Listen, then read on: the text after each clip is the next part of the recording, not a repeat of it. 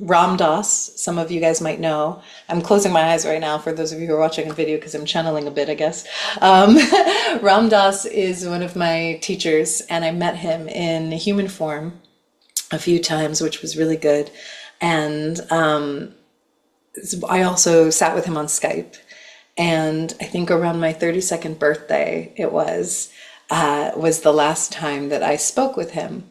And he was not chastising me, but like only like a guru or a teacher could, in the same way of like, I was really high strung during this conversation. We were talking about a parigraha at the beginning. I was very like tight. And it could have been hormonal, like, how that happens to women, like where you're like, yeah, exactly. I'm a tiger now and I need to bite something. So I was a little wound up in my body. And I think I was also putting a lot of pressure on myself because I knew it was the last time I was going to speak with him. And I was like, and it was my birthday, so I really wanted to get something out of it. I wanted to like, I'm a tiger and I have ego needs and desires and all these things. And he said something really beautiful to me. He was like, "You think you make decisions." He was like, "It's really all the Divine Mother. She does everything." And it was a man who, I don't know, he was in his 90s or something at this time, or 80s, and had done so many things in life and had tasted so much of God being there. And then, as those of you who know, who have gone through his journey, he had a stroke, and in the stroke he didn't feel like God per se, and was like, there was nothing there. I died and there was nothing there. But then, through living through the stroke, understood a whole different dimension of like surrender and grace. And so he was surrender and grace. These are these things that we've been thinking about and speaking about intuitively through this conversation. And so I feel like my real mission with the School of Surrender, and me teaching this program and learning it at the same time that I'm holding space to teach it through others. And I've already taught it once before. I taught it in 2021, and that was, again, I could see it was life-changing for the participants who went through it.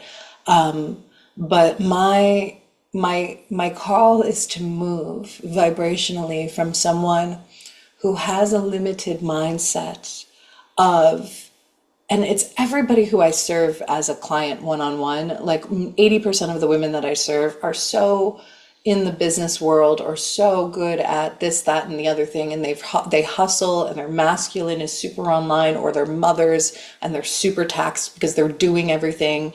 They're raising children, they're taking care of family, nurses, mothers, and husbands that don't do it as much as they could be. Just women who are needing a temple and needing to lean back and trust their feminine and support, and also me in having unconditional faith and becoming someone who doesn't feel the need to chase or force, and can let go and allow, like, I am held, and I'm held by my trust in the universe.